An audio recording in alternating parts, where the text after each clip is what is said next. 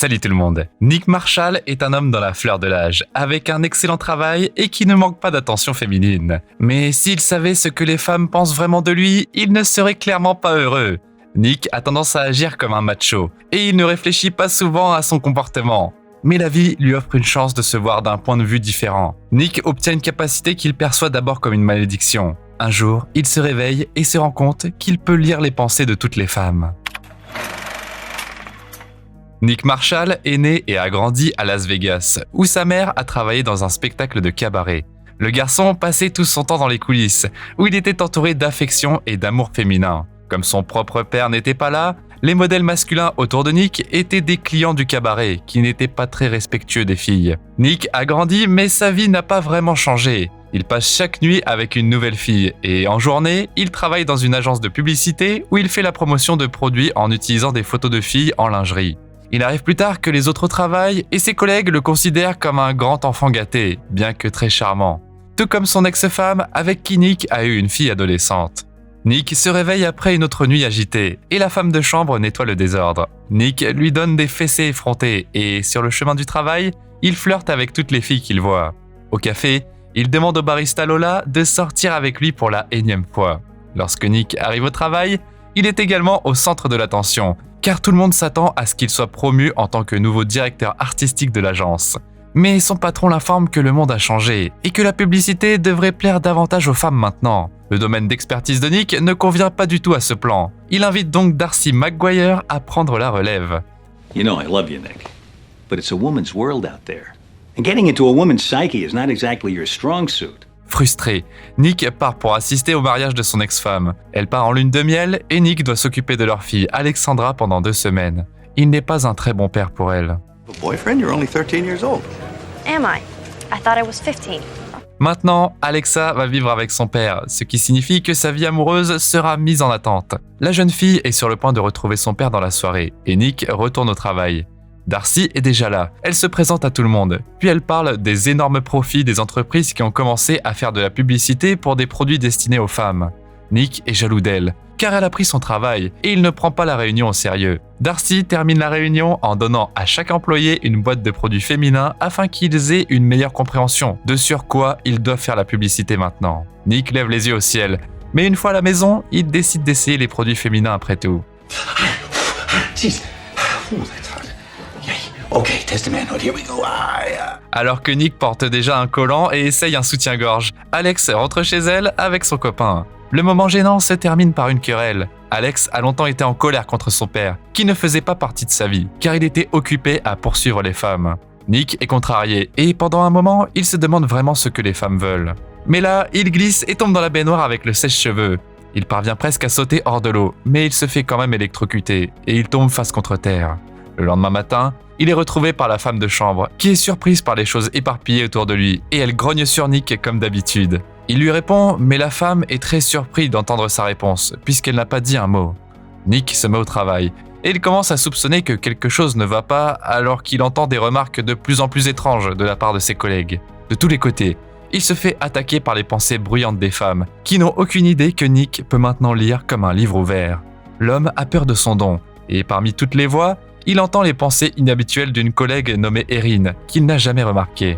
Oh God, he nearly killed me. Too bad he missed. Les sourires de ses collègues, qu'il prenait comme du flirt avant, semblent maintenant cacher des accusations de sournoiserie et de chauvisme. Nick panique, et il essaie de trouver le numéro de téléphone d'une diseuse de bonne aventure pour se débarrasser de cette malédiction. Il dit à son ami qu'il peut lire dans les pensées des femmes, mais celui-ci ne le croit pas. Ils vont à une réunion avec Darcy, où elle leur demande d'exprimer leurs idées après avoir expérimenté avec des produits pour femmes.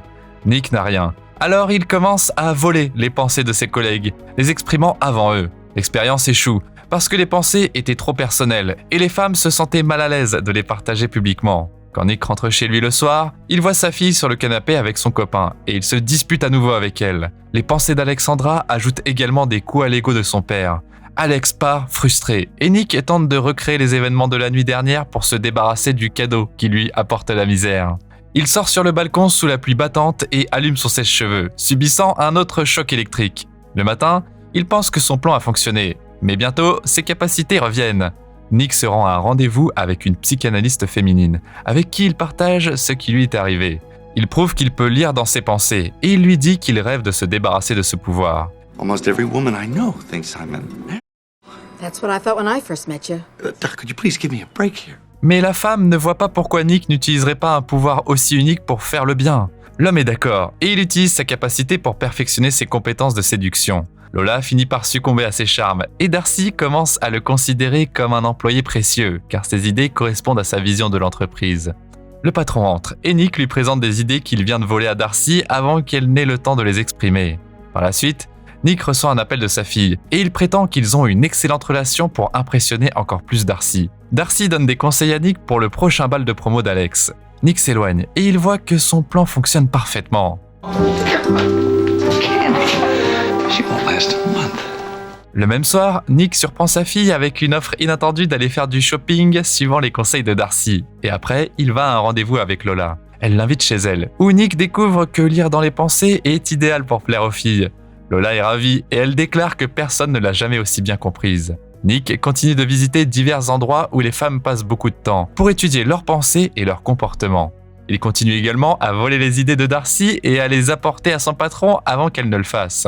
Tous ses collègues ont également changé leur attitude envers Nick, qui a arrêté de faire des blagues sordides et qui partage maintenant des conseils précieux sur les relations avec les hommes. Darcy commence peu à peu à tomber amoureux de lui. I'm flirting. What's wrong with me? Nick passe plus de temps avec Darcy et il ne sait plus ce qu'il veut faire, lui reprendre son travail ou simplement passer plus de temps avec elle. Nick et Alexandra font leurs courses et ils parviennent à choisir une tenue pour le bal de promo.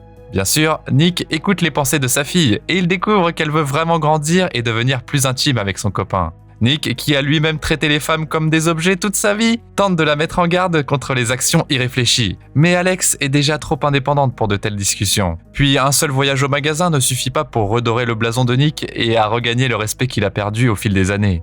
Alex croit aussi que son père n'a jamais eu de vraie relation et elle part sans avoir fini son déjeuner. Nick rentre chez lui, bouleversé, où, au lieu du football habituel, il regarde un spectacle féminin qui lui fait même verser une larme. De manière inattendue, il reçoit un appel de Darcy, qui se sent seul, et Nick l'invite au restaurant. L'homme finit les phrases de Darcy pour elle, comme d'habitude, et Darcy demande en plaisantant s'il peut lire dans les pensées.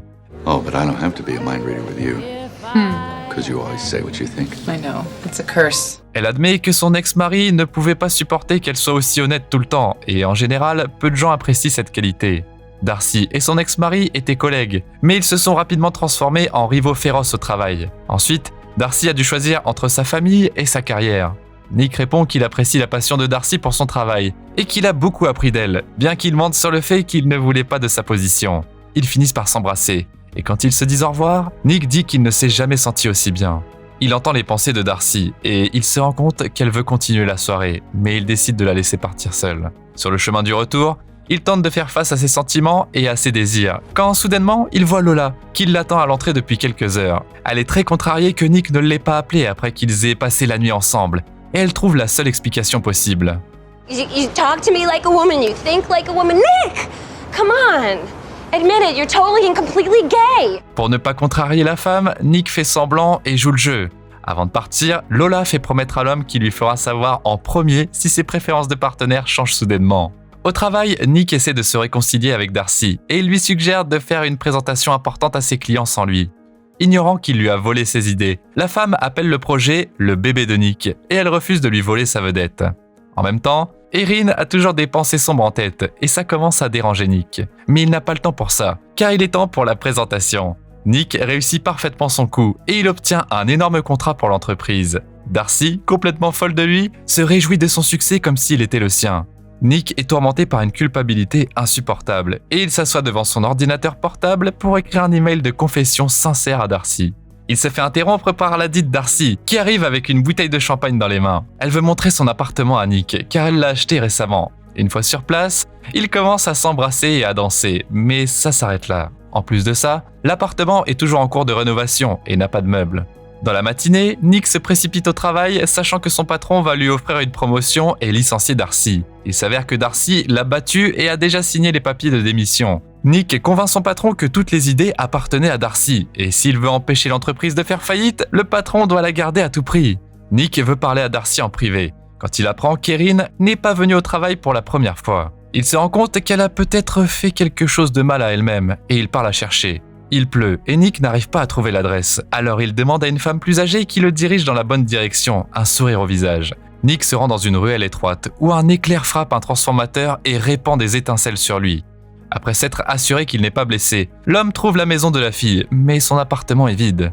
Dans la chambre, il trouve une note de suicide, mais heureusement, Erin se tient derrière lui avec une raquette de tennis à la main pour se défendre contre le cambrioleur. Mr. Marshall, if you're here because I didn't show up for work today, I'm sorry. I was just about to call, I swear. No, I'm not here because you didn't show up for work. Tout en lui parlant, Nick réalise soudainement qu'il ne peut plus entendre ses pensées, et il est un peu choqué, mais il pousse quand même un soupir de soulagement.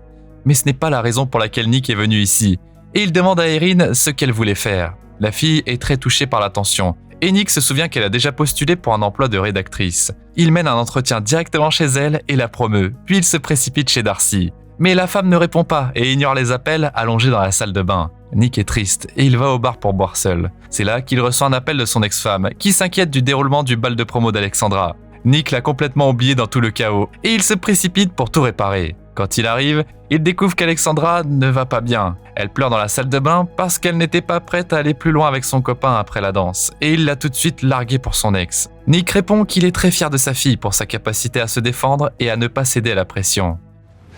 I know what it's like to be a woman. Grâce au soutien de son père, Alexandra se calme et elle se sent mieux. Ils rentrent chez eux et la fille s'endort, tandis que Nick continue de penser à Darcy. Bien qu'il soit minuit passé, Nick part chez Darcy, et Darcy laisse Nick rentrer. Elle l'informe malheureusement qu'elle va vendre l'appartement, qu'elle ne peut plus se le permettre. Nick lui dit qu'elle n'a pas à le faire, car il a convaincu leur patron de ne pas la licencier. Le cœur lourd, il lui avoue avoir volé ses idées. Mais plus il essayait de créer des problèmes pour Darcy, plus il tombait amoureux d'elle. Quand il a vu la dignité avec laquelle la femme a accepté sa démission et a décidé que Nick méritait le poste plus qu'elle, il ne pouvait pas garder le silence et voler sa gloire. Donc, même maintenant, avec cette confession, il ne la sauve pas elle, mais sa propre âme. Il dit qu'il est désolé, mais Darcy répond que puisqu'elle a été réintégrée à son poste, sa première décision sera de virer Nick. Maintenant, c'est à son tour de prendre le coup et de partir humblement, car il le mérite. Nick est sûr que Darcy ne lui pardonnera jamais et que tout est fini entre eux. And don't let a little thing like me firing you stand in your way. Mais elle a toujours des sentiments pour Nick, et ce qui s'est passé au travail ne changera pas ça. Darcy appréciait les aveux de Nick. Elle ne savait tout simplement pas comment répondre à sa sincérité. Nick revient joyeusement embrasser sa bien-aimée. Comme toujours, tu peux trouver le nom du film dans la description. En attendant, tu peux nous dire dans les commentaires comment tu utiliserais la capacité de lire dans l'esprit du sexe opposé. N'oublie pas de t'abonner à la chaîne et de laisser un like pour voir encore plus de récapitulatifs comme celui-ci.